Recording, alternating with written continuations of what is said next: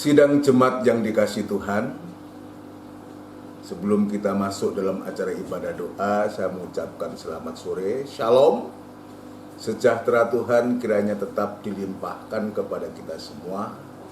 Mari sebelum kita masuk dalam ibadah, kita tundukkan kepala sejenak, kita menyerahkan ibadah ini kepada Tuhan. Bapa yang bertahta dalam kerajaan surga, di dalam nama Tuhan Yesus Kristus, Engkaulah Allah satu-satunya pujaan dan sesembahan hati kami.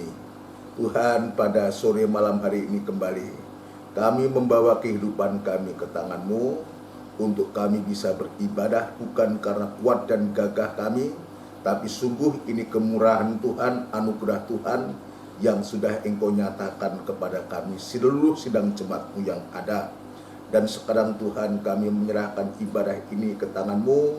Kiranya Tuhan hadir dan memberkati ibadah ini dari awal sampai pada selesainya. Pelayan-pelayan-Mu yang terkait dalam ibadah ini, baik hamba-Mu yang memimpin pujian, yang memimpin pujian musik Tuhan, juga yang lain yang terkait dengan pelayan ini, biarlah Tuhan senantiasa memakai dan memberkati dengan berkat yang dari surga. Terima kasih Bapa, segala pekerjaan setan yang coba mengganggu, merintangi dalam ibadah ini, kami sehati panggil nama-Mu yang penuh kuasa untuk mengusirkan segala pekerjaan setan itu di dalam nama Tuhan Yesus Kristus, darah Kristus yang berkuasa.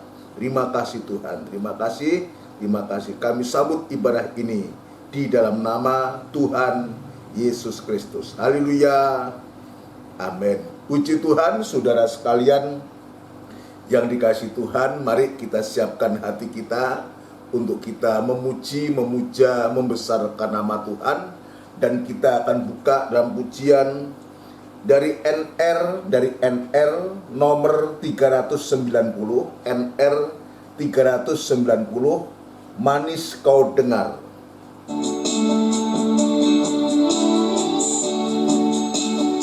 Haleluya.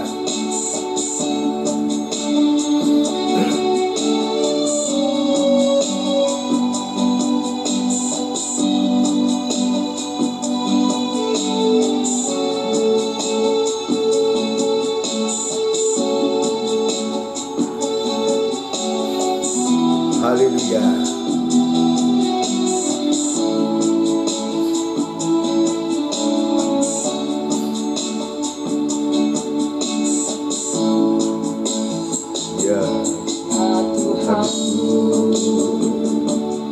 Aku hendak bernyanyi bagi-Mu selama aku hidup, ya Allahku. Aku hendak bermazmur bagi-Mu selagi ku ada. Inilah yang ku renungkan setiap waktu, nyanyian pujian dan pengagungan kepadamu.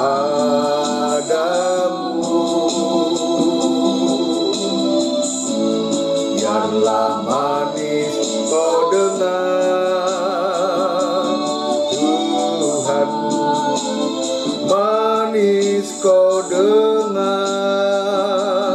Tuhan, dan hatiku bersuka karena-Mu.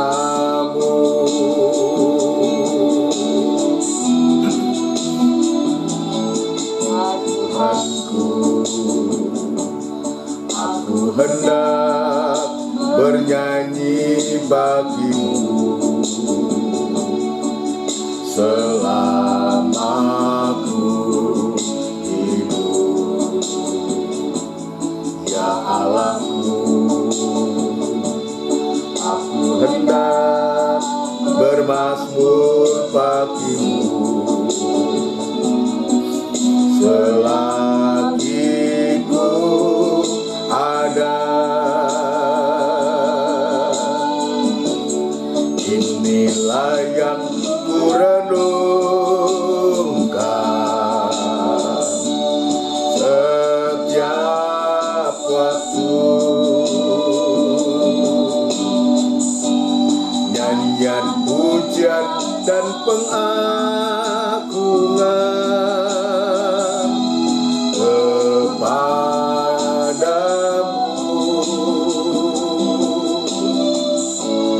biarlah manis kau dengar Tuhan, manis kau dengar Tuhan, dan hatiku bersuka karenamu.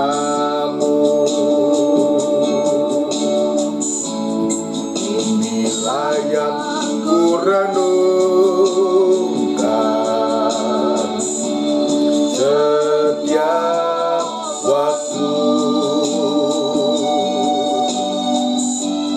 Nyanyian pujian dan pengagungan kepadamu,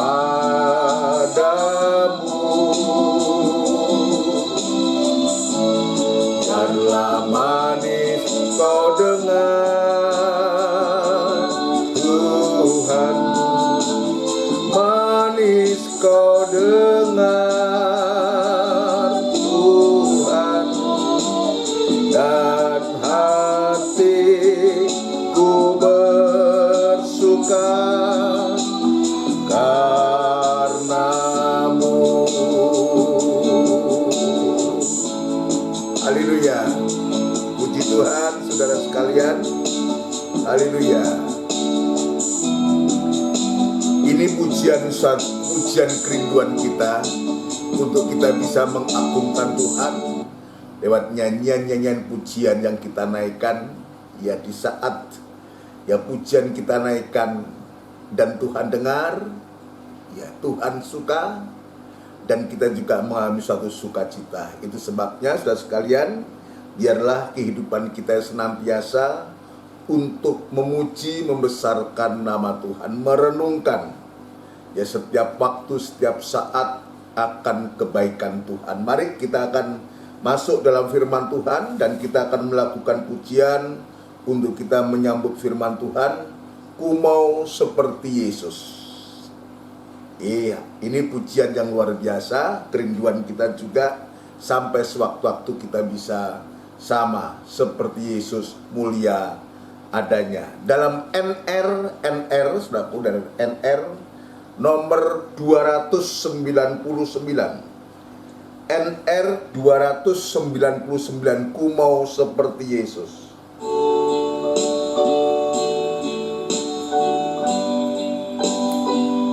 Haleluya.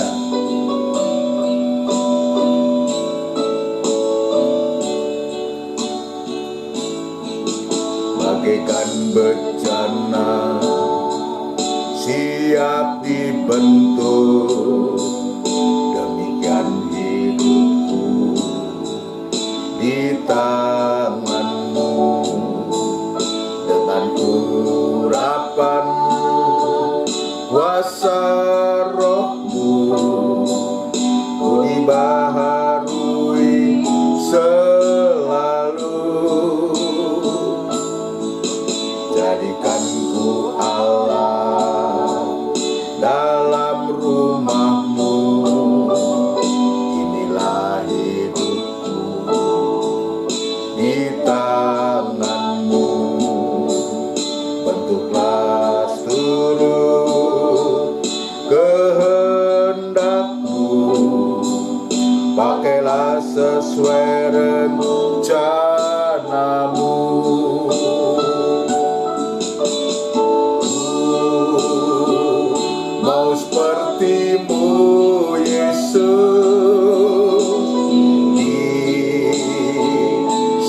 sempurnakan selalu dalam segenap jalanku, memuliakan namamu. Ku mau seperti Yesus, mau seperti-Mu Yesus, disempurnakan selalu dalam segenap jalanku, memuliakan namamu. Bagaikan bejana siap dibentuk, demikian hidupku di tangan-Mu. Dengan urapan kuasa Roh-Mu, ku dibaharui selalu. Jadikan ku Allah dalam rumah-Mu, inilah hidupku di tangan-Mu. Bentuklah seturut kehendak-Mu, pakailah sesuai rencana-Mu. Ku mau seperti Yesus, haleluya, mau seperti-Mu Yesus. Biar kita nyatakan kerinduan kita kepada Tuhan, haleluya. Baginya tidak ada barang yang mustahil. Dalam segenap jalanku, memuliakan namamu. Haleluya. Mau seperti-Mu Yesus, disempurnakan selalu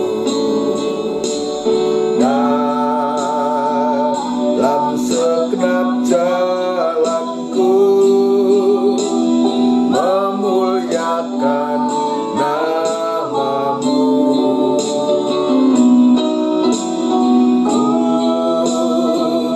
Mau seperti-Mu Yesus, disempurnakan selalu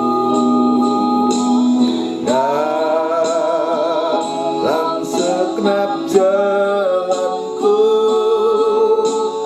memuliakan namamu. Memuliakan namamu. Haleluya. Kita bersama tundukkan kepala. Kita akan berdoa untuk firman Tuhan, biar kita nyatakan kerinduan kita kepada Tuhan sampai sewaktu-waktu benar-benar kita sama seperti Yesus, mulia adanya. Tundukkan kepala. Benar Tuhan, inilah yang sedang kami rindukan kepadamu Tuhan, dan sedang kami perjuangkan lewat ibadah-ibadah yang Tuhan sudah sediakan kepada kami.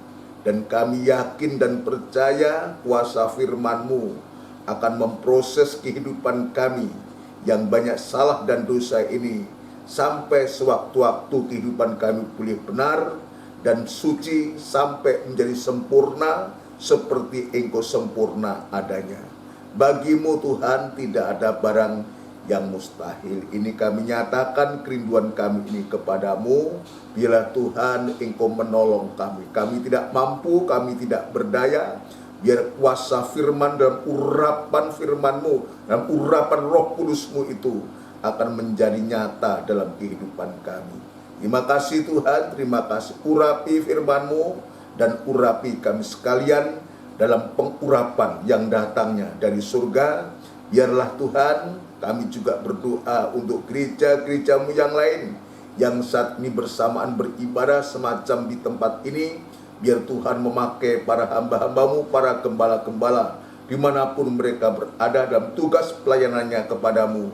Biarlah Tuhan pembukaan firman-Mu dinyatakan di tengah-tengah jemaat-Mu, sehingga setiap jemaat yang boleh mengalami pelayanan daripada hamba-hamba-Mu boleh mengalami pelayanan imam besar, dan terjadi suatu kegerakan kebangunan rohani, sehingga kehidupan sidang jemaat-Mu kami semua dipersiapkan oleh Tuhan sampai sewaktu-waktu boleh sempurna seperti Engkau sempurna adanya, untuk kami bisa bersama-sama Tuhan untuk selama-lamanya. Terima kasih Tuhan, terima kasih hamba tetap berserah diri kepadamu. Biar kemurahan dan belas kasihan-Mu tetap Tuhan nyatakan kepada hamba untuk mampu menyampaikan firman-Mu dengan benar dan murni Tuhan, supaya nyata firman-Mu ini Tuhan dalam kehidupan kami. Dan sekaligus kami yakin bahwa firman yang kami dengar mampu untuk menciptakan segala sesuatu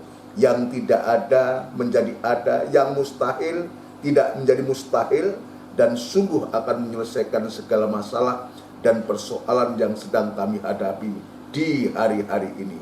Terima kasih Tuhan, terima kasih seluruh sidang jemaat-Mu yang saat ini berada di rumah mereka masing-masing. Ya Tuhan, Engkau juga ada di sana, pengurapan yang sama Engkau juga nyatakan kepada seluruh sidang jemaat-Mu. Ya Tuhan, terima kasih terutama memberikan kerinduan hati untuk selalu merindukan perkataan-Mu. Terima kasih Bapa, terima kasih kami sambut firman Tuhan di dalam nama Tuhan Yesus Kristus. Haleluya, amin. Puji Tuhan, saudara sekalian yang dikasihi Tuhan, sebelum lanjut dalam pemberitaan firman Tuhan, saya mengucapkan kembali selamat sore, shalom. Sejahtera Tuhan kiranya tetap dilimpahkan kepada kita semua, dan selamat berbahagia dalam mendengarkan sabda Tuhan. Puji Tuhan, kita masuk dalam ibadah doa yang sesungguhnya doa dan penyembahan, karena kita belum di gereja. Jadi pemberitaan dalam bentuk firman, nanti firman itu akan mendorong kita untuk kita bisa menyembah secara pribadi ya kepada Tuhan. Firman dalam urapan Roh Kudus inilah yang akan mendorong kita, akan memberikan kemampuan kepada kita sampai kita bisa menyembah kepada Tuhan, untuk kita masuk dalam proses perobekan daging ini sampai daging itu tidak bersuara, artinya sampai daging itu mati. Ya, daging suara daging itu mati, sehingga kita boleh melihat kemuliaan Tuhan. Kita bisa memandang Tuhan senantiasa, ya. Sebab ya tanpa kekudusan tidak seorang pun bisa memandang Allah. Firman Allah dan perjamuan suci dan urapan Roh Kudus itu ya yang akan memfasilitasi kita untuk kita bisa senantiasa bersekutu, bahkan kita bisa memandang pribadi Tuhan untuk saat ini lewat firman-Nya. Tapi sewaktu-waktu saudara sekalian, kita akan bisa memandang muka dengan muka, bahkan kita tidak terpisahkan dengan Tuhan. Puji Tuhan, kita akan segera masuk dalam pemberitaan firman Allah yang berkaitan dengan penciptaan, ya, pekerjaan kuasa penciptaan atas bumi yang pertama. Bagaimana Tuhan menciptakan langit dan bumi. Bumi ya belum berbentuk, kosong dan gelap gulita, dan roh Allah itu melayang-layang di atas permukaan. Tetapi kuasa penciptaan ini sungguh-sungguh menciptakan bumi yang belum berbentuk, ya, mengisi bumi yang kosong dan menerangi bumi yang gelap gulita. Jadi ini kuasa penciptaan itu begitu dahsyat. Kuasa firman, ya, itu begitu dahsyat, ya, yang luar biasa menciptakan segala sesuatu, baik yang ada di surga maupun yang ada di bumi ini. Kolose pasal 1 dia tunjukkan itu kepada kita. Itu sebabnya kita menyadari ya kuasa penciptaan yang begitu dahsyat. Namun demikian bagian yang keempat ini, roh Tuhan itu melayang-layang di atas permukaan air. Artinya roh Tuhan itu juga membutuhkan suatu tempat, harus ada yang bisa menampung, saudaraku. Itu sebabnya ya karena Tuhan itu, roh Tuhan itu terus melayang-layang di permukaan air, maka Tuhan terus menciptakan ya ciptaan-ciptaannya sampai hari yang ke-6, saudaraku.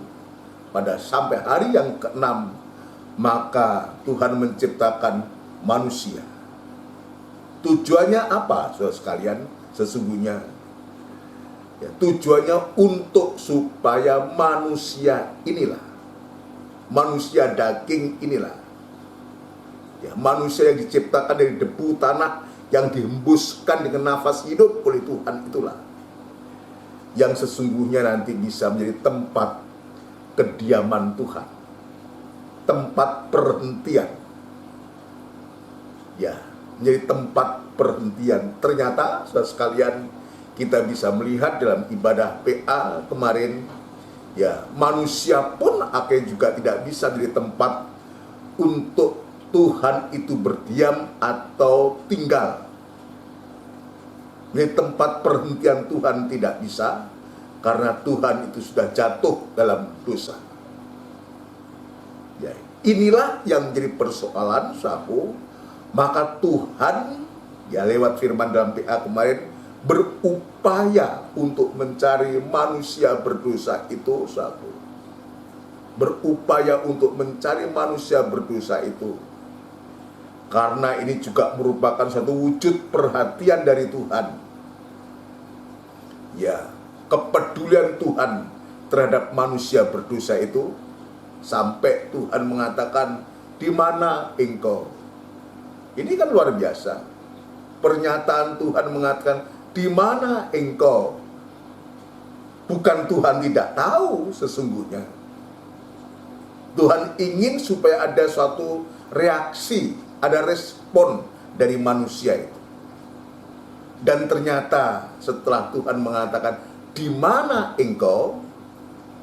Ya, perhatian yang begitu luar biasa dari Tuhan ini, maka ternyata manusia itu merespon.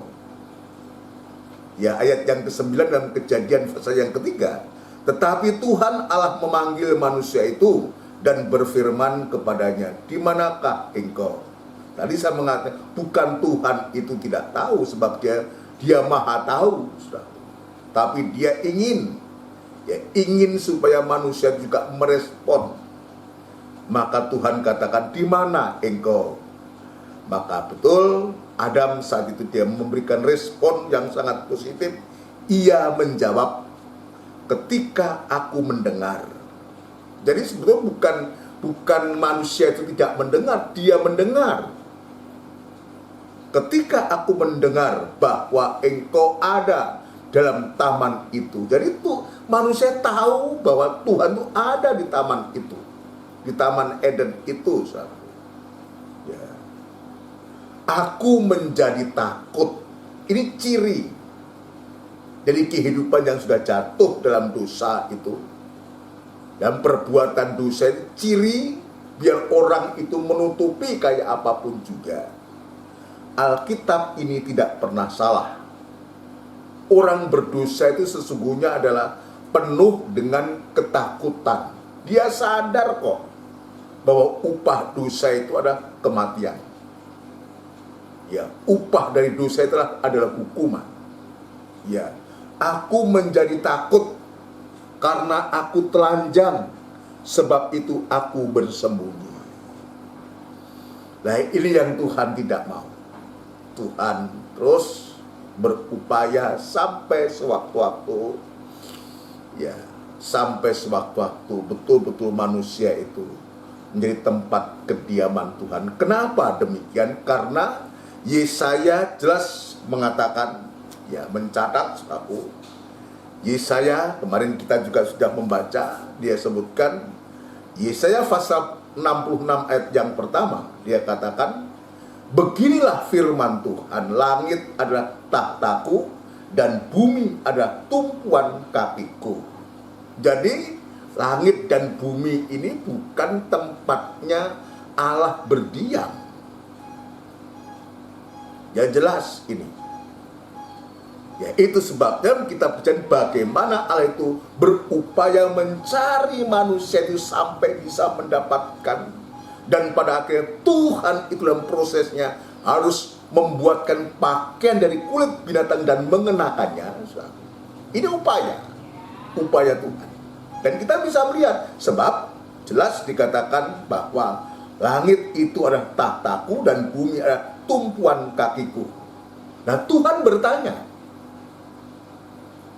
kepada Yesaya, rumah apakah yang akan kamu dirikan bagiku? Jadi seolah Tuhan itu juga menuntut, menanyakan, ya, rumah yang macam apa yang kamu dirikan untuk aku? Kenapa? Tuhan itu mau berdiam. Tuhan itu mau tinggal, saudara sekalian. Dan tempat apakah yang akan menjadi perhentianku? Tadi saya mengatakan, yang paling tepat, yang paling ideal adalah dalam hati manusia. Tapi manusia sudah jatuh dalam dosa. Tapi Tuhan berupaya. Ya, dalam perjanjian lama, dalam Yesaya ini jelas. Tuhan menunjukkan, menanyakan, rumah apakah yang akan kamu dirikan bagiku? Iya. Dan tempat apakah yang akan menjadi perhentianku? Dalam perjanjian baru, saudaraku. Maka Tuhan Yesus juga pernah mengatakan dalam Injil Matius pasal yang ke-8, saudaraku. Ya, coba kita bandingkan. Injil Matius pasal yang ke-8. Matius pasal yang ke-8. Ya. Ayat yang ke-18 mulai. Hal mengikut Yesus. Nanti kita lihat pernyataan dari Tuhan Yesus ini kepada seorang ahli Taurat ini. Ya, kalau Yesaya, Tuhan berkata kepada Yesaya, rumah apakah yang akan kamu dirikan bagiku dan tempat apakah yang akan menjadi perhentianku? Tetapi kita lihat, perhatikan dalam Injil Matius pasal 8 ayat yang ke-18, aku. Ya, 18 dan seterusnya kita akan membaca. Ketika Yesus melihat orang banyak mengelilinginya, ia menyuruh bertolak ke seberang. Lalu datanglah seorang ahli Taurat dan berkata kepadanya. Jadi datang seorang ahli Taurat setelah dia menyeberang ke seberang, bertolak ke seberang, saudaraku. Ya, maka ketika dia sampai pada tujuan ke seberang itu, datang seorang ahli Taurat dan berkata kepadanya, Guru, aku akan mengikut engkau kemana saja engkau pergi. Jadi ini perkataan dari ahli Taurat begitu luar biasa. Mengikut Tuhan kemana saja engkau pergi. Ya, belum tahu bahwa mengikut Tuhan itu bukan hanya sekedar mengikut begitu saja. Mengikut kemana saja dia pergi itu artinya sesungguhnya mengikut Tuhan dalam proses kematiannya, dalam kebangkitannya, juga sampai pada kemuliaannya. Dalam pengikutan ini seringkali kita terhenti karena kita harus melalui salib, ya, harus melalui lembah, harus melalui proses kematian bersama Kristus. Ini pengikutan awal kita. Ini jalan yang harus kita tempuh. Tetapi Tuhan tidak membicarakan itu, saudaraku. Ya, saya memberikan mengikut kemana saja pergi itu artinya ikut dalam proses kematiannya, kebangkitannya. Kalau ada kematian bersama Kristus, saudaraku, maka kita juga akan bangkit bersama Kristus. Maka kita juga akan lanjut satu juga dalam kemuliaannya bersama Kristus. Tetapi apa jawab Tuhan? Ya, ketika dia mengatakan, aku akan mengikut engkau kemana saja engkau pergi. Maka tanggapan Yesus ini, nanti kita bandingkan dengan Yesaya pasal 66 ayat yang pertama tadi. Ya, rumah apakah yang akan kamu dirikan bagiku? Ya, sekarang kita lihat tanggapan dari Tuhan Yesus. Ayat 20, Yesus berkata kepadanya. Yesus berkata kepada seorang ahli Taurat tadi, yang ingin memberikan suatu pernyataan, ingin mengikut kemanapun Yesus itu pergi. Maka Yesus mengatakan, serigala mempunyai liang. Perhatikan, ini kita lihat jawaban Tuhan. Serigala mempunyai liang, dan burung mempunyai sarang, tetapi anak manusia tidak mempunyai tempat untuk meletakkan kepalanya. Ini hampir sama dengan pernyataan Tuhan kepada Yesaya. Rumah apakah yang akan engkau dirikan bagiku, dan tempat apakah yang akan menjadi perhentianku? Ini sama. Tuhan memberikan penjelasan, serigala ada liangnya, burung ada sarangnya. Tuhan menunjukkan dua binatang buas ini. Ya, dua binatang buas ini, serigala ini gambar ya dosa kejahatan, ya, yang sudah mempunyai liang, dan liang dari serigala ini bukan hanya untuk tinggal, tapi juga untuk berkembang biak. Saudara sekalian, untuk berkembang. Jadi artinya apa? Serigala ini, kejahatan, roh kejahatan sedang berkembang biak. Roh jahat ini betul-betul di hari-hari ini, dan burung-burung udara di udara ini menunjukkan atau gambar roh-roh najis juga sedang berkembang biak. Saya katakan, ya, sarang burung itu bukan hanya untuk tempat untuk berteduh atau untuk tidur, tapi juga untuk bertelur, untuk berkembang biak. Kalau kita simpulkan, ya, di saat dunia yang sedang dilanda oleh roh yang roh kejahatan dan roh kenajisan yang begitu berkembang biak, tapi di satu sisi Tuhan mengatakan tidak ada, tetapi anak manusia tidak mempunyai tempat untuk meletakkan kepalanya. Anak manusia masih, roh Allah itu, ya, roh Allah itu bagikan masih melayang-layang di atas permukaan air. Ya. Anak manusia belum ada tempat untuk meletakkan kepala. Nah, sekarang pertanyaannya, di mana letak kepala itu yang sesungguhnya? Di mana letak kepala itu yang sesungguhnya? Letak kepala yang tepat dan benar itu ada di atas tubuh. Tetapi ternyata tubuh ini sampai hari ini masih tanpa kepala. Berarti kalau tubuh itu tanpa kepala, artinya tubuh yang mati. Tubuh yang busuk, tubuh yang mati. Ini yang juga menjadi keluh kesah daripada Tuhan di hari-hari ini. Kalau zaman Yesaya, Tuhan mengatakan kepada saya, rumah apakah yang akan kamu dirikan untukku? Tempat yang macam apa yang akan menjadi tempat perhentianku, menjadi perhentianku?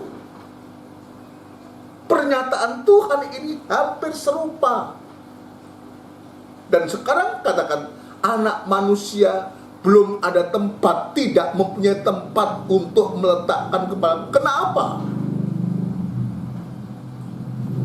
Karena tubuhnya belum siap untuk menerima kehadiran kepala ini. tubuhnya masih diproses dalam proses. Dalam Kejadian, tubuh itu sabu, ya. Tubuh itu gambar dari kehidupan anak Tuhan atau gereja Tuhan. Jadi yang disebutkan tubuhnya itulah gereja Tuhan. Ya. Sebetulnya gereja Tuhan itu adalah tempatnya orang-orang yang sudah percaya. Ya, tempatnya orang yang sudah bertobat. Tempatnya orang yang sudah lahir baru. Tempatnya orang yang sudah dalam kepenuhan Roh Kudus. Tempatnya orang-orang yang tekun untuk beribadah, saudara sekalian. Tapi Tuhan yang mengatakan, anak manusia tidak mempunyai tempat untuk meletakkan kepalanya. Berarti kalau begitu tubuh ini, kalau tubuh tanpa kepala berarti tubuh yang mati. Tubuh yang mati, tubuh yang tidak ada aktivitas, tubuh yang tidak ada kegiatan, itu tubuh yang mati. Tuhan menginginkan untuk supaya tubuh itu hidup, tubuh Kristus yang hidup, untuk siap saatnya Tuhan datang sebagai kepala, menapi tempat, dan tempatnya di atas tubuh. Itu baru tubuh yang hidup, saudara sekalian, yang menerima pertumbuhan dari Kristus yang adalah kepala. Tapi ternyata itulah juga yang menjadi keluh kesah daripada Tuhan. Tubuh yang mati, ya. Tubuh yang mati, tubuh yang masih dalam proses. Ya. Nah, ini kita harus bersyukur, berterima kasih kepada Tuhan. Ya, Tuhan mengingatkan kembali untuk supaya kita tidak menjadi tubuh yang mati. Tubuh yang mati itu tubuh yang hidup di dalam dosa. Itu tubuh mati. Itu tubuh yang mati. Mati oleh karena pelanggaran dan dosa. Ya, matinya tubuh Kristus itu karena tubuh Kristus masih sungguh-sungguh anak-anak Tuhan, kehidupan masih hidup dalam dosa dan kejahatan. Itu sebabnya Tuhan Yesus mengatakan, serigala ada liangnya, burung ada sarangnya. Roh jahat, roh setan, kenajisan, kejahatan yang sangat begitu merajalela, tetapi tidak ada tempat untuk Kristus. Dan ini roh jahat dan roh najis ini sudah merasuk juga ke gereja-gereja, mengganggu anak-anak Tuhan semua. Nanti akan memuncak itu, sekali. Ya, luar biasa. Tapi perhatian Tuhan itu begitu luar biasa. Kalau dalam Kejadian pasal yang ketiga, Tuhan berupaya mencari manusia berdosa itu dan membuatkan pakaian dari kulit binatang itu. Ya, kemarin saya sudah menjelaskan kulit binatang itu berasal dari binatang yang disembelih. Ya, dalam kitab dan penggenapannya Kristus yang sudah tersembelih, Kristus yang sudah tergantung di kayu salib. Untuk apa? Untuk memberikan pakaian kebenaran kepada kita, untuk menebus kita, dan kebangkitannya untuk pembenaran kita. Maka Tuhan mengingatkan ini, mengingatkan kepada kita untuk supaya kita sadar. Jika kita sampai saat itu Tuhan mengingatkan kepada kita bahwa kita ini adalah tubuh yang mati. Mati bukan secara fisik, saudara sekalian. Kalau mati secara fisik ya di Kembang Kuning atau di Keputih, saudara sekalian Surabaya ini. Tapi mati ini mati rohani, mati yang disebabkan pelanggaran dan dosa. Saudara sekalian, Dalam Kejadian Tuhan memberikan pakaian. Tapi dalam Efesus itu, ya, tubuh yang mati, kehidupan yang mati oleh karena pelanggaran dosa itu. Maka dengan kematiannya, dia menebus kita. Dengan kebangkitannya, dia membenarkan kita, membangkitkan kehidupan kita yang mati ini untuk kita dialihkan, dikembalikan kepada kehidupan yang hidup. Kenapa? Untuk supaya tubuh yang hidup ini nanti menjadi tempat kediaman Tuhan. Saudara sekalian, mari kita masuk dalam Efesus pasal yang kedua, saudaraku. Efesus pasal yang kedua. Suratan Efesus pasal yang kedua, saudaraku. Kita akan periksa betapa kita sangat-sangat luar biasa mendapatkan lawatan Tuhan. Efesus ini, saudaraku, dalam tanda meja roti sajian. Dalam susunan tabernakel, suratan Efesus ini secara umum itu terkena meja roti sajian yang berbicara tentang firman dan perjamuan suci. Jadi kalau kita simpulkan, kuasa firman dalam urapan Roh Kudus itu mampu membangkitkan kehidupan yang mengalami kematian rohani. Ini yang Tuhan tunjukkan. Efesus pasal yang kedua, ayat yang pertama, kita akan simak baik-baik, saudara, ya. Betapa Tuhan itu begitu luar biasa mengingatkan kita, seperti Paulus ini mengingatkan sidang jemaat Efesus untuk kehidupan kita. Saudara sekalian, ya, kamu dahulu sudah mati. Nah, coba ditunjukkan. Paulus mengatakan kamu, jemaat Efesus, dahulu sudah mati. Sekarang saya akan tunjukkan apa yang bisa diharapkan dari orang yang mati. Hanya satu, hanya untuk dikubur. Ini orang mati. Sudah mati, kamu dahulu sudah mati. Atau kehidupan yang tidak ada aktivitas, tidak bisa beraktivitas.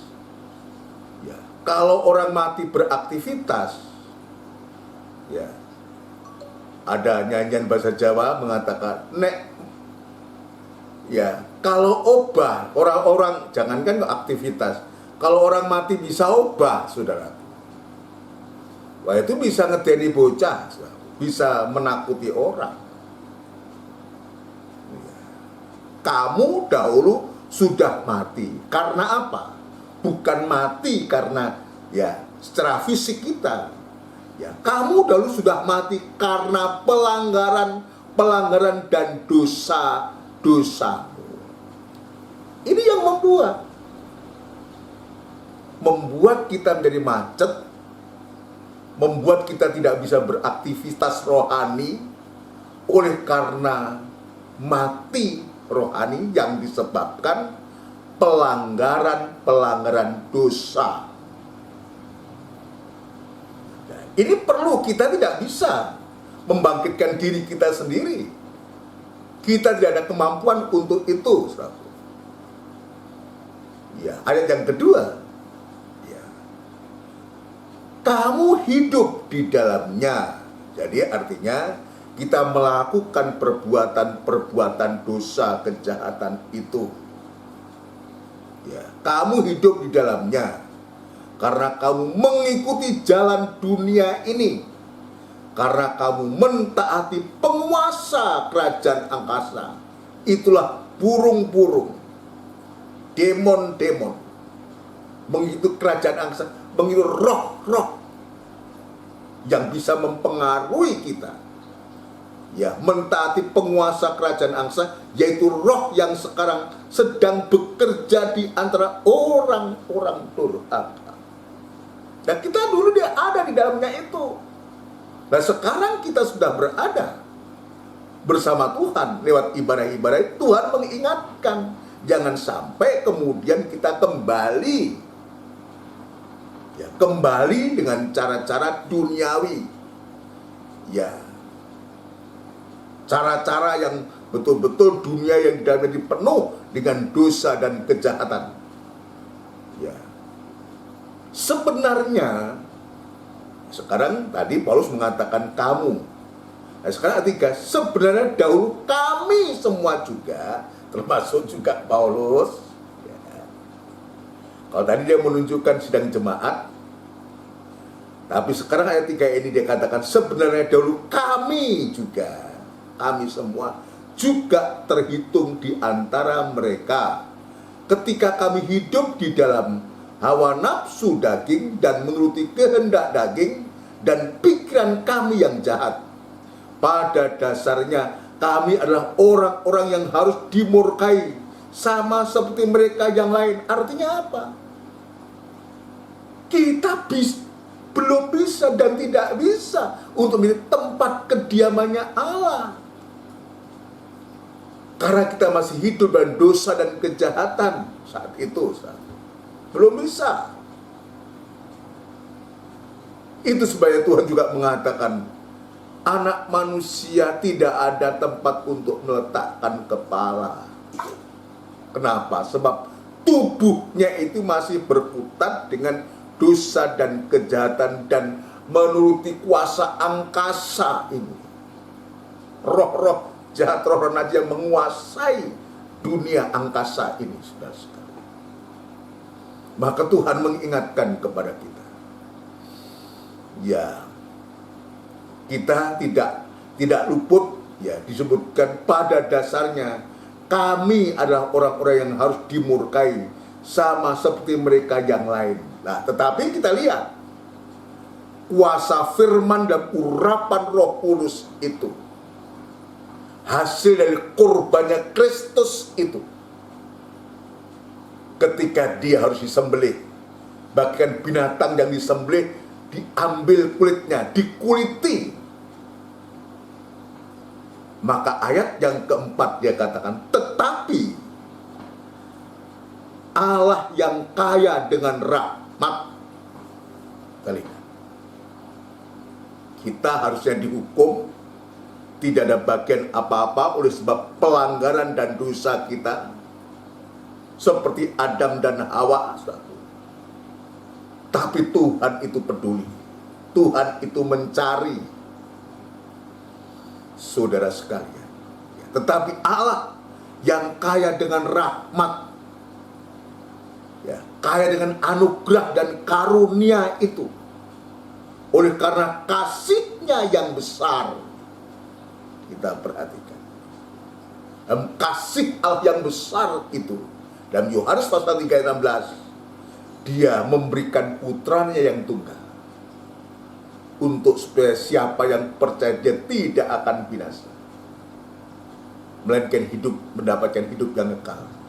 Karena begitu Allah cinta dunia, hingga diberikannya anaknya yang tunggal, supaya yang percaya jangan binasa, tapi dapat hidup kekal. Inilah wujud kasih-Nya Allah itu.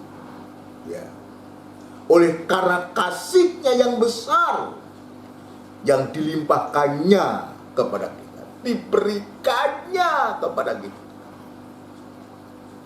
Dia membiarkan putra yang tunggal itu, bagaikan binatang yang disembelih, dia tergantung di kayu salib, untuk supaya menebus dan membenarkan kita, untuk supaya kita ada pakaian kebenaran, supaya kita yang mati bisa hidup kembali,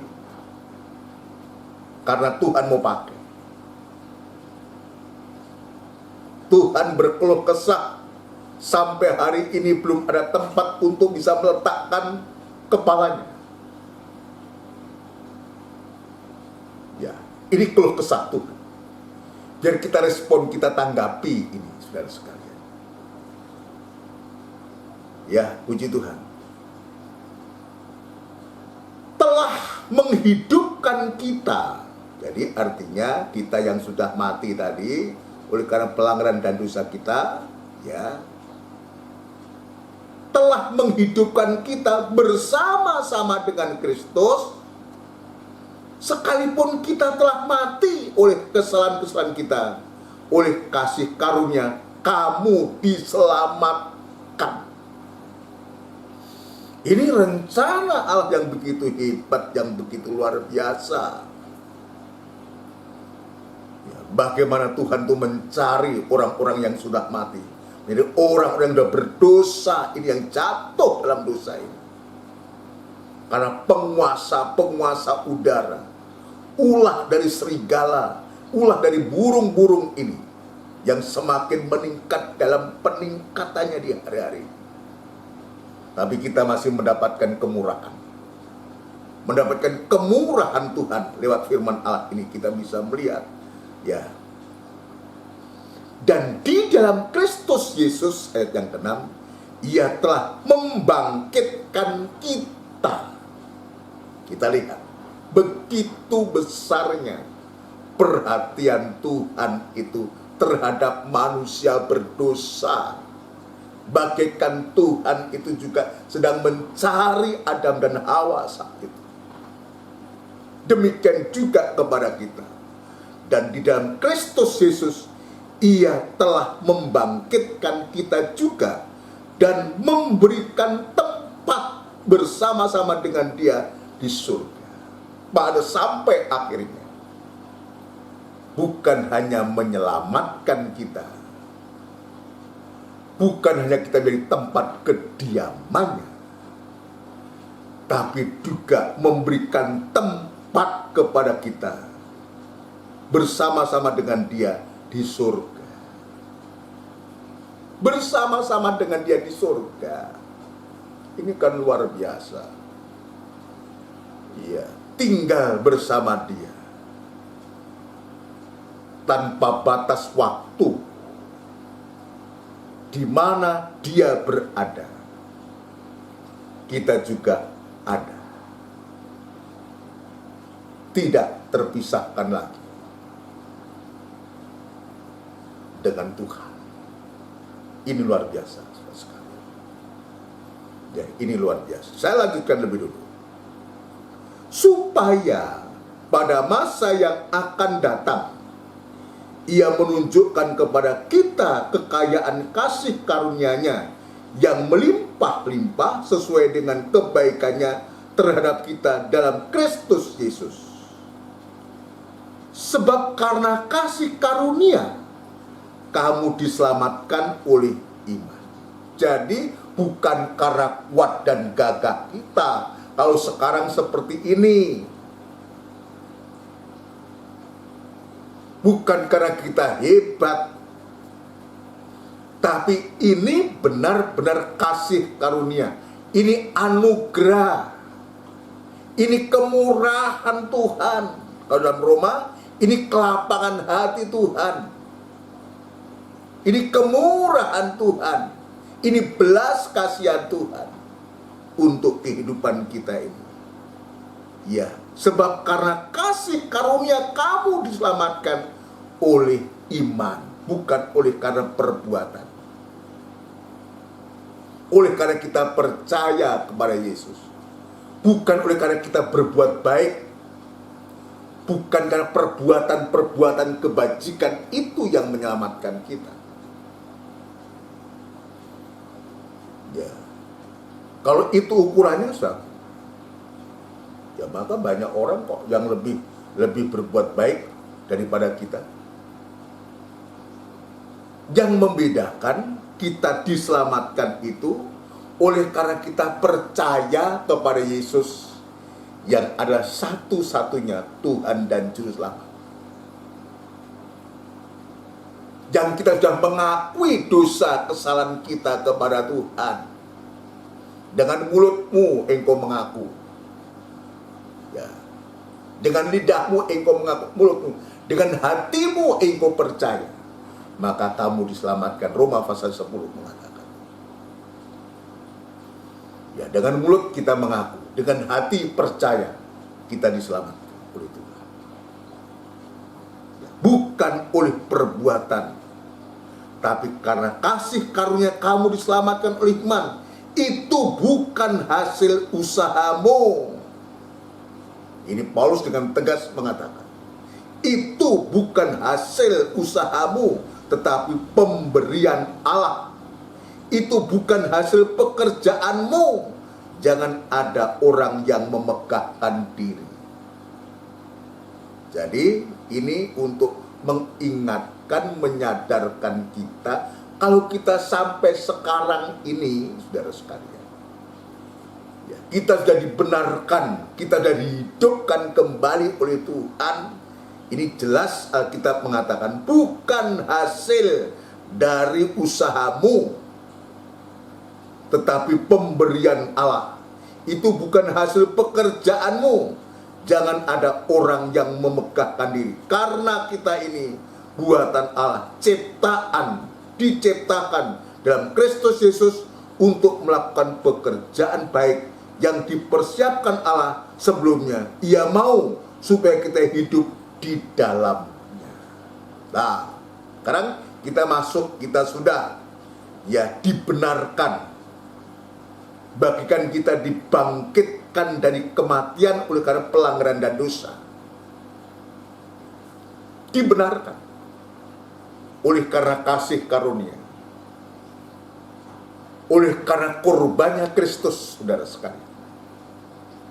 Nah sekarang Tuhan mau tingkatkan kita sampai betul-betul nanti kehidupan yang sudah dibenarkan itu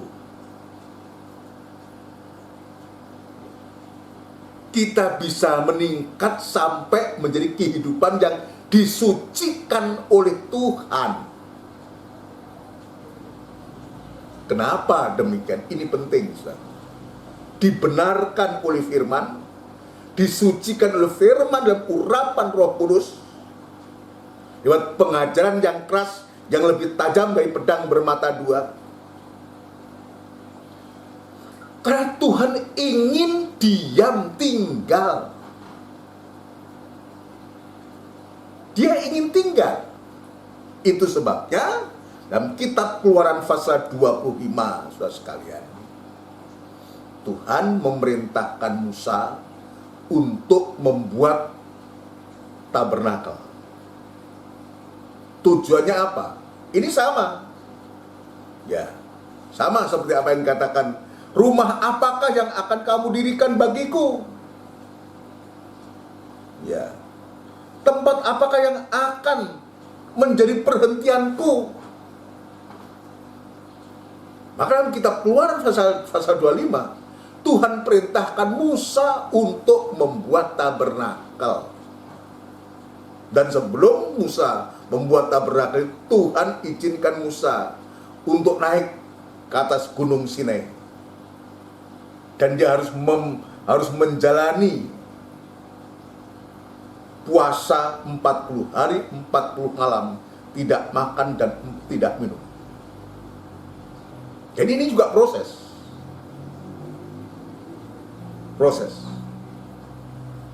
Dan Tuhan perlihatkan kerajaan surga itu.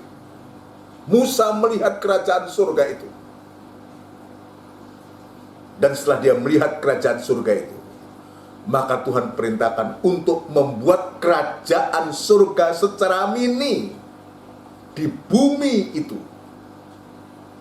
dalam bentuk tabernakel itu, untuk supaya Allah itu berdiam di tengah-tengah Israel. Sekaligus untuk supaya orang Israel bisa beribadah kepada Tuhan seperti apa yang diperlihatkan kepada Musa di atas gunung Sinai itu. Ini dalam perjanjian lama. Nanti kita akan lihat dalam perjanjian baru Keluaran pasal 25, ya. Keluaran pasal 25. Ya.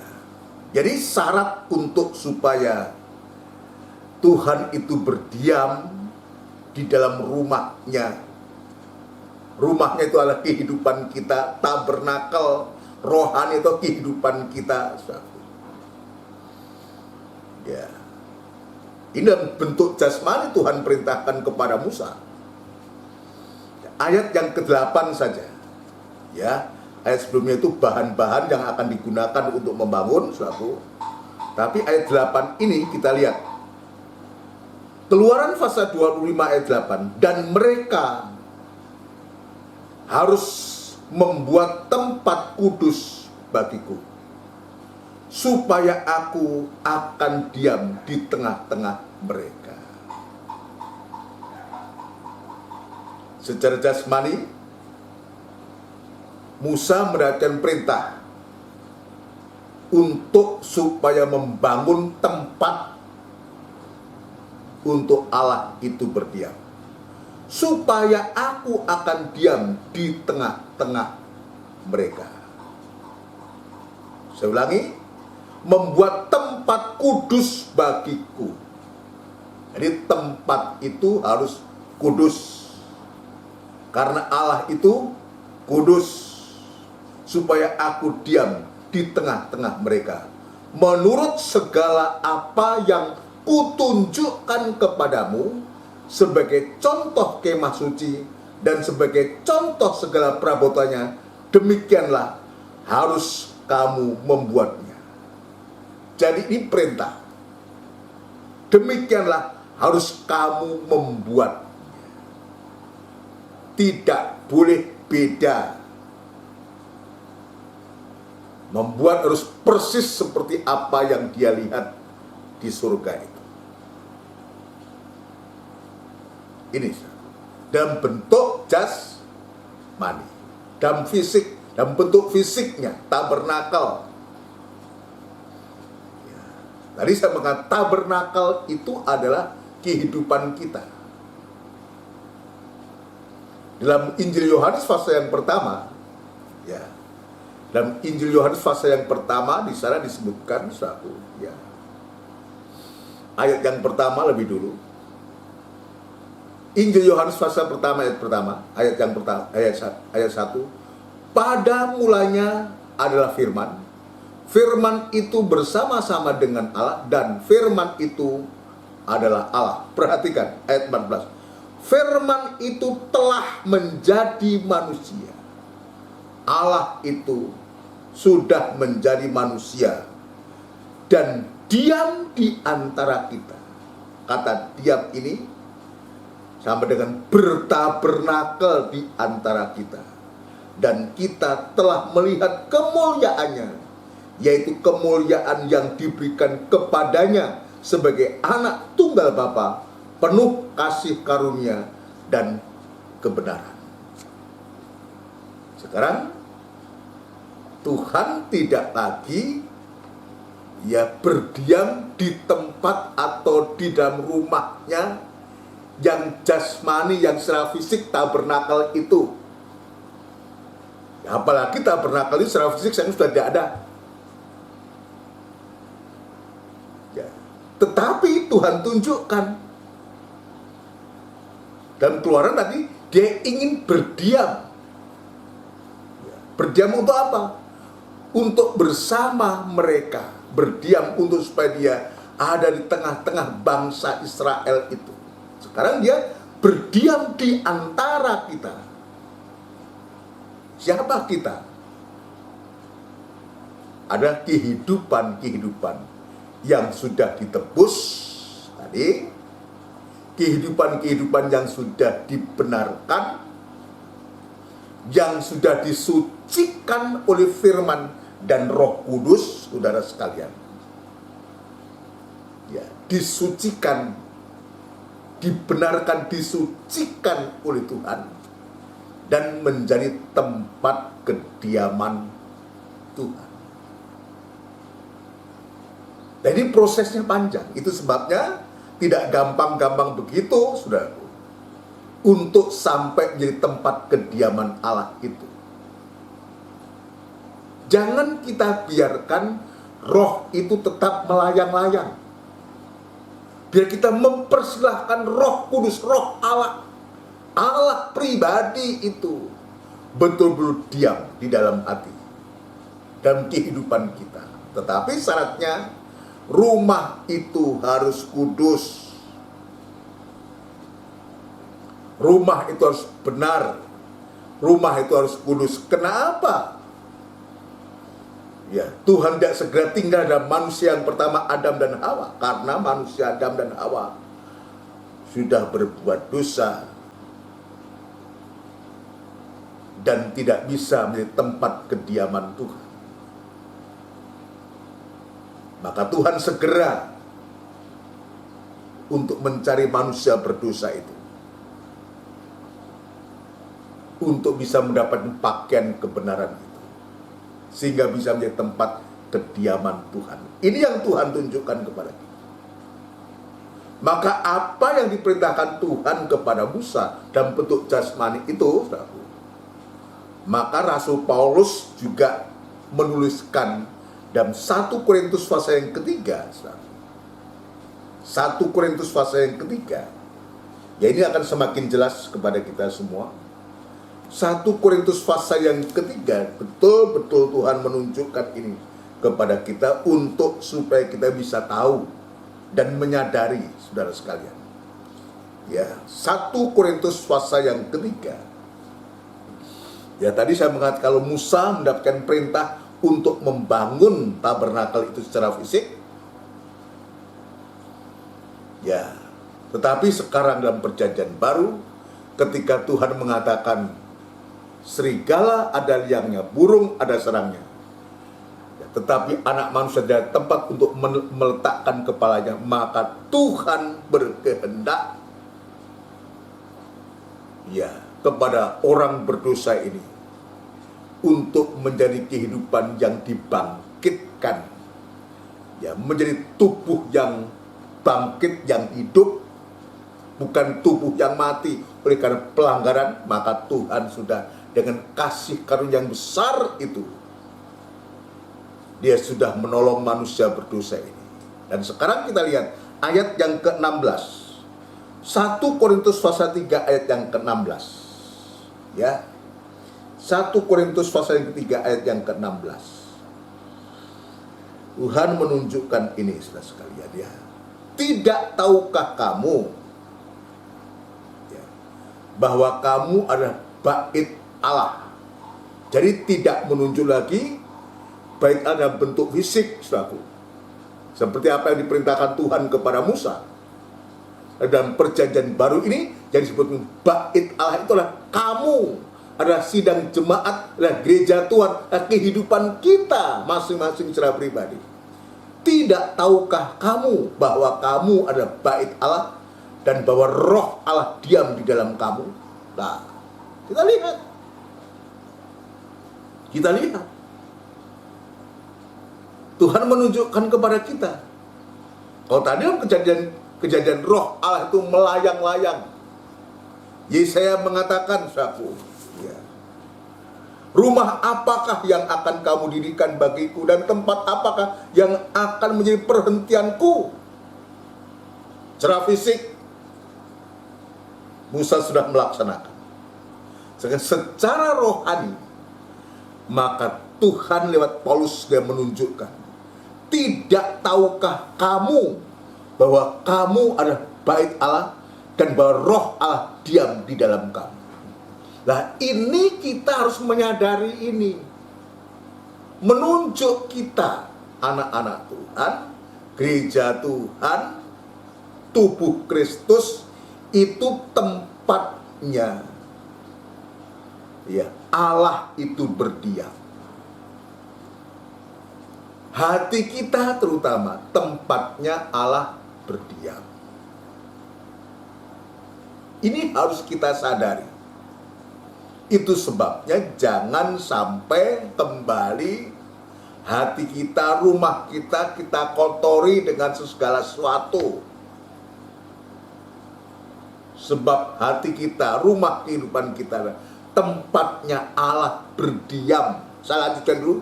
Jika ada orang yang membinasakan bait Allah atau mengotori bait Allah, siapapun juga, dengan segala cara apapun juga membinasakan bait Allah, maka Allah akan membinasakan dia. Sebab bait Allah adalah kudus, dan bait Allah itu ialah kamu. Bait Allah itu kudus. Tuhan perintahkan kepada Musa untuk membuat Baitul Muqaddis, rumah kudus untuk dia berdiam, supaya aku akan diam. Rumah yang kudus. Dan Tuhan menunjuk kita sekarang. Sebab bait Allah adalah kudus, dan bait Allah itu ialah kamu. Dia akan tinggal dan berdiam di tempat baitnya atau di baitnya yang kudus. Maka kita boleh melihat pesan di dalamnya, sahabat. Jangan sampai ada dari kehidupan kita yang coba untuk membinasakan bait Allah. Jangan coba kita sengaja untuk mengotori bait Allah. Maka kita akan berurusan dengan Tuhan Allah sendiri. Ini berbahaya. Ya, itu sebabnya ya dalam Injil Yohanes ketika Tuhan menjelang Paskah, dia masuk ke bait Allah dan Tuhan menjadi marah saat itu. Karena apa? Bait Allah itu bukan dijadikan tempat untuk beribadah, untuk berdoa, tapi dijadikan untuk berjual beli. Ya, dijadikan untuk berjual beli, dijadikan pasar. Apa itu pasar? Ya, tempat untuk orang mencari keuntungan. Ya. Jadi ini mengingatkan kepada kita. Bukan Tuhan itu tidak mencukupkan kebutuhan kita, sehingga kita salah menggunakan bait Allah dan rumah kita ini, hanya terus memikirkan hal-hal yang sifatnya jasmani itu. Bukan kita tidak butuh, kita butuh. Tapi kalau sampai kita mengorbankan rumah hati kita kotori hanya untuk itu, sahabat, maka ayat ini jelas mengatakan kita akan berurusan dengan Tuhan. Jika ada orang yang membinasakan bait Allah, maka Allah akan membinasakan dia. Terlalu berat. Terlalu berat. Terlalu berat. Jangan kita kotori. Atau dengan kata lain, jangan sampai ibadah kita ini, rumah Allah ini, yang tempatnya untuk berdoa, tempatnya untuk beribadah ini, ya, kita gunakan ibadah itu hanya sekedar untuk mencari keuntungan belaka.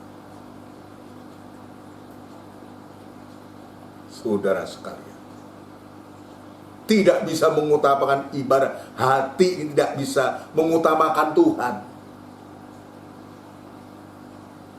Bukan hanya di pasar, tapi gereja ibadah sudah digunakan untuk mencari keuntungan. Ini yang harus kita cegah. Ya, itu sebabnya saudara sekalian, dalam 1 Timotius pasal yang ke-6 Tuhan mengingatkan kita. Ya. 1 Timotius pasal yang ke-6 ayat yang ke berapa? Yang ke-6. Dia mengingatkan kita. 1 Timotius pasal 6 ayat yang ke-6 dia katakan, memang ibadah itu kalau disertai rasa cukup memberi keuntungan besar. Jadi sesungguhnya kita tidak perlu mencari keuntungan dalam gereja, dalam ibadah. Ya, seringkali ini mengingatkan yang membuat rumah ibadah gereja menjadi kotor itu satu. Secara rohani, sahabat ya. Mungkin secara jasmani bersih, dipel terus dan semua. Tapi secara rohani, rumah kehidupan kita, rumah ibadah kita sudah seringkali tanpa kita sadari, saudara, hanya untuk menjadikan ladang untuk mencari keuntungan semata-mata. Bukan datang beribadah untuk mencari Tuhan atau bertemu Tuhan. Tidak sedikit justru membicarakan bisnis, membicarakan keuntungan pribadi di gereja. Nanti ketemu di gereja ya kita. Jadi tidak memperhatikan firman. Ini mengingatkan kepada kita, mengingat kita semua. Tujuan ibadah untuk kita bisa bertemu Tuhan, untuk kita bisa berdialog dengan Tuhan, untuk kita bisa bergerak dengan Tuhan. Bila kita mempersilahkan Tuhan itu berdiam dalam hati kita, hidup kita, jangan terusik oleh karena perkara-perkara. Sebab jelas mengatakan ibadah itu kalau disertai rasa cukup memberi keuntungan. Tidak usah mencari keuntungan dalam ibadah, dalam gereja. Tuhan sudah memberikan keuntungan yang besar. Jadi kalimat memberi keuntungan besar ini, amin, ini harus kita aminkan. Bukan hanya sekedar keuntungan besar. Kenapa demikian? Fase yang keempat, ibadah itu berguna dalam segala hal, baik untuk hidup sekarang ini maupun untuk hidup yang akan datang. Ya, puji Tuhan, saudara. Biar kita mempersilakan Tuhan itu betul-betul berdiam, dan itu sebabnya untuk supaya Tuhan itu bisa tetap berdiam dalam kehidupan kita, maka harus kita pastikan, sebab firman Tuhan mengatakan bait Allah itu kudus dan bait Allah itu kamu. Maka harus kita pastikan kita senantiasa harus tetap hidup benar dan hidup disucikan. Bukan kita suci, tapi disucikan. Suci oleh karena hasil penyucian yang datang dari firman dan Roh Kudus. Dalam urapan Roh Kudus itu menyucikan. Lewat bagaimana Tuhan itu menyatakan kekurangan kita, kesalahan kita, memperbaiki kehidupan kita, mendidik kita untuk supaya Tuhan itu betul-betul senantiasa berdiam dalam kehidupan kita. Hasilnya nanti jika Tuhan izinkan hari Minggu kita akan periksa. Jadi Tuhan itu begitu luar biasa rencananya terhadap kita. Dia mau tinggal dan akan membuat kita bahagia, membuat kita damai, membuat kita aman, membuat kita tentram, membuat kita tidak takut dan khawatir, apalagi di hari-hari ini. Jika Allah itu di pihak kita, jika Allah itu berdiam dalam kita, yang pasti yang kita bisa rasakan pembelaan Tuhan, perlindungan Tuhan, dan pemeliharaan Tuhan itu pasti terjadi. Amin, saudara sekalian. Puji Tuhan. Biar kita berterima kasih kepada Tuhan. Kebaikan Tuhan, bagaimana Tuhan itu terhadap kita, orang berdosa ini. Yang kita bisa lakukan karena Dia sudah mengasihi kita dengan berkorban nyawa. Biarlah kita juga mengasihi Tuhan. Kita mengasihi Tuhan, kita buktikan dengan apa? Bukan hanya dengan perkataan, tapi harus dengan perbuatan juga. Lewat ibadah, kesempatan ibadah semacam ini. Ayo kita katakan kepada Tuhan, untuk kita mau mengasihi Tuhan lebih dari semua. Ayo kita akhiri ibadah kita dengan kita melakukan satu pujian, saudara sekalian,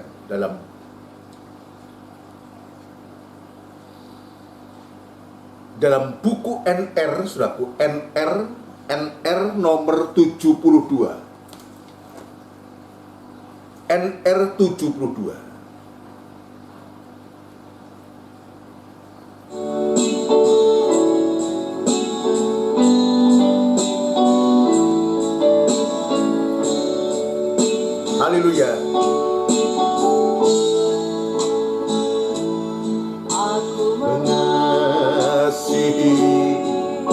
Engkau Yesus dengan segenap hatiku. Biar janji kita kepada Tuhan, karena Dia lebih dulu mengasihi kita. Karunia yang begitu besar kepada kita. Haleluya.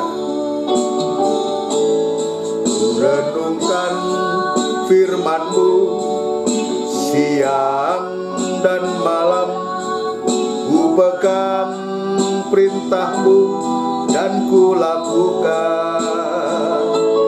Engkau tahu ya Tuhan, tujuan hidupku hanyalah untuk menyenangkan hati-Mu. Dia sudah menyenangkan hati kita, mendamaikan kita, biar kita juga menyenangkan hati Tuhan. Engkau Yesus dengan segenap hatiku, aku mengasihi Engkau Yesus dengan segenap jiwaku. Ku renungkan firman-Mu, haleluya,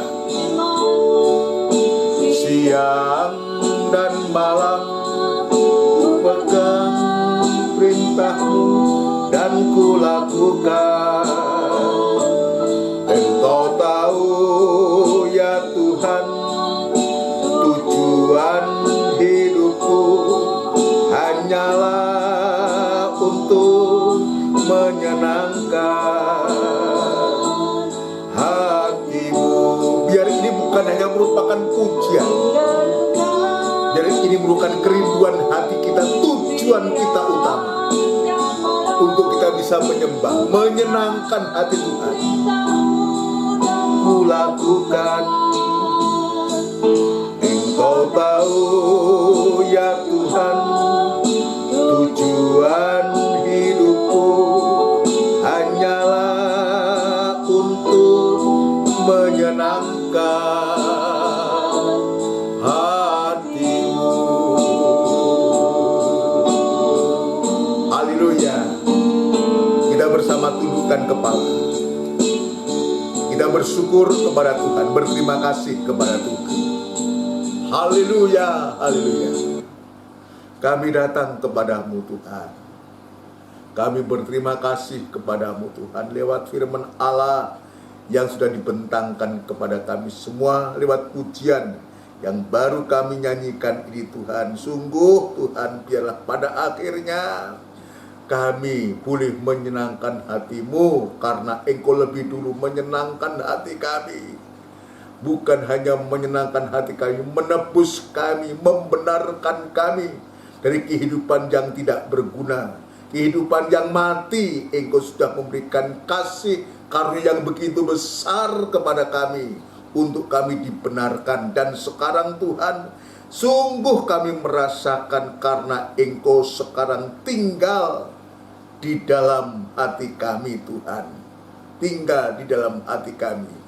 Engkau tidak lagi melayang-layang di atas permukaan air, dan Engkau sekarang sudah mendapatkan tempat yang pasti, yang pas, itulah dalam kehidupan kami. Itu sebabnya Tuhan, pada sore malam hari ini kami bersyukur, berterima kasih jika Engkau ada di dalam hati kami. Tuhan, kami akan merasakan damai sejahtera.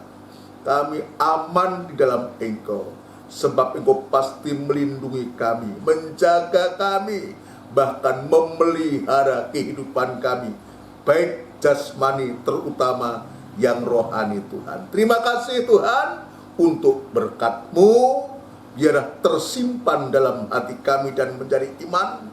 Dan sungguh kami diberkati untuk supaya juga menjadi berkat bagi orang-orang lain. Dan terutama kami boleh menjadi tempat kediaman-Mu, dan kami boleh selalu memuji, membesarkan, memuliakan Engkau Tuhan. Terima kasih di dalam nama Tuhan Yesus Kristus. Kami alaskan doa dan sembahyang kami. Haleluya. Amin. Puji Tuhan, saudara sekalian yang dikasihi Tuhan, demikianlah rangkaian ibadah doa dan penyembahan. Kiranya memberkati kita dan kita menjadi berkat bagi saudara-saudara atau kehidupan yang lain yang membutuhkan. Itu sebabnya bila kita siap untuk dipakai Tuhan menjadi tempat kediaman Tuhan. Tuhan memproses kehidupan kita yang pada akhirnya betul-betul kita menjadi tempat kediaman Tuhan. Kamu adalah bait Allah dan bait Allah itu adalah kudus. Itulah kehidupan saya dan saudara. Yang dulu bukan siapa-siapa, bukan apa-apa, tetapi Tuhan sekarang pakai kita untuk menjadi tempat kediamannya Tuhan, tempat perhentiannya. Puji Tuhan. Acara ibadah kita nanti kita akan kembali dalam ibadah raya suatu hari Minggu tanggal 21 yang akan dimulai jam 5:30 sore tepat, saudaraku. Ya, diteruskan nanti dalam ibadah PA hari Rebo, saudaraku, ibadah PA yang disertai dengan perjamuan suci. Ya, dan juga disambung hari Kamis seperti sekarang ini, ibadah doa dan penyembahan. Kita nyatakan kerinduan kita kepada Tuhan, biar kita dipakai Tuhan menjadi alatnya, terutama menjadi tempat kediamannya. Dan kita yakin pasti Tuhan menolong kita semua. Ya, kita nyatakan kerinduan kita kepada Tuhan. Dan kita berdoa untuk supaya selalu kita merindukan firman Tuhan. Nanti Tuhan akan memberikan firman lewat gembala, lewat hamba Tuhan, untuk bisa disampaikan lagi kepada sidang jemaat, sehingga jemaat terpelihara oleh firman Tuhan. Ya, kita nanti akan berdoa untuk saudara kita yang dalam kelemahan fisik, dalam sakit penyakit apapun juga yang diderita, bahkan masalah persoalan yang sedang dihadapi, dialami oleh sidang jemaat semua yang mencari pekerjaan, membutuhkan pekerjaan, semua biar Tuhan buka. Yang merintis pekerjaan, biar Tuhan juga buka jalan. Yang dalam masalah-masalah yang lain, Tuhan juga turut campur tangan. Mari kita tundukkan kepala, kita akan berdoa mengakhiri ibadah ini dengan doa berkat. Bapa di surga, tidak henti-hentinya kami mengucapkan syukur dan terima kasih kepadamu untuk segala kebaikan dan kasih sayangmu terhadap kehidupan kami orang berdosa yang sudah Engkau tolong kami, dan Engkau sudah mau memakai kehidupan kami dan mau tinggal dalam hati kami semua. Tuhan, terima kasih begitu luar biasa perhatianmu, lawatanmu kepada kami semua. Kami menyerahkan hidup kami, hamba-Mu bersama seluruh sidang jemaat kepadamu. Biar Tuhan senantiasa memakai kehidupan kami sebagai hamba Tuhan, sebagai pelayan-pelayan Tuhan, sebagai imam-imam, sebagai sidang jemaat semua yang terkait dalam ibadah-ibadah yang sedang kami tekuni. Tuhan, pakai kami semua dengan pemakaian yang heran yang datangnya dari Engkau. Terima kasih Tuhan, terutama senantiasa pelihara kami dengan firman-Mu, sebab kami meyakini jika Engkau memelihara kami dengan firman-Mu, maka kebutuhan, keperluan kami yang lain, masalah dan persoalan kami, pasti Engkau juga akan memenuhinya, akan menyelesaikan juga Tuhan. Kami serahkan seluruh sidang jemaat-Mu ke tangan-Mu, mulai dari anak-anak, remaja, kaum muda, sampai dewasa dan paling sepuh sekalipun. Biar Tuhan tetap jaga, pelihara, lindungi apapun keadaan jemaat-Mu. Engkau ada, pasti Engkau akan memberikan pertolongan yang ajaib. Yang lemah Tuhan kuatkan, yang sakit Tuhan jamah, yang dalam masalah persoalan Tuhan juga turut campur tangan semua. Terima kasih Tuhan, apapun yang sedang dihadapi oleh anak-anak-Mu, tetap memberikan kerinduan sidang jemaat-Mu akan firman-Mu Tuhan. Rindu untuk ibadah-ibadah yang Tuhan sudah sediakan kepada kami. Ajar kami untuk menekuni ibadah-ibadah ini, untuk supaya kehidupan kami senantiasa benar dan kudus di hadapan Engkau, dan Engkau betul-betul diam dalam kehidupan kami semua. Segala pekerjaan setan yang coba mengganggu, merintangi kehidupan sidang jemaat-Mu semua, kami sehati panggil nama-Mu yang penuh kuasa, mengusirkan segala pekerjaan setan dalam bentuk apapun juga di dalam nama Tuhan Yesus, darah Kristus yang berkuasa. Terima kasih Tuhan, bangsa dan negara kami Republik Indonesia yang sama-sama kami cintai, kami selalu mendoakan, membawa dalam doa. Biarlah Tuhan juga menolong, memberkati, bangsa kami ini. Pakai para pemimpin kami, mulai dari Bapak Presiden, Wakil Presiden, dan jajaran menteri dan pejabat tinggi negara di pusat sampai daerah. Biar Tuhan pakai khususnya menghadapi pandemi corona ini. Tuhan Engkau juga menolong, berbelas kasihan kepada bangsa kami ini, bahkan bangsa di dunia ini, supaya terbebas dari corona dan kami boleh beribadah kembali seperti sedia kala, dan nama Tuhan dipermuliakan dan kerajaan-Mu semakin luas saja Tuhan. Terima kasih Tuhan. Maka sementara kami akan berpisah satu dengan yang lain, biar Tuhan senantiasa memberkati kami. Saudaraku yang kekasih, biarlah rahmat anugerah cinta yang besar yang datangnya dari Allah Bapa, Sang Putra, dan Roh Kudus yang sepenuhnya di dalam nama Tuhan Yesus Kristus. Haleluya. Amin. Selamat malam, Tuhan memberkati kita semua. Puji Tuhan.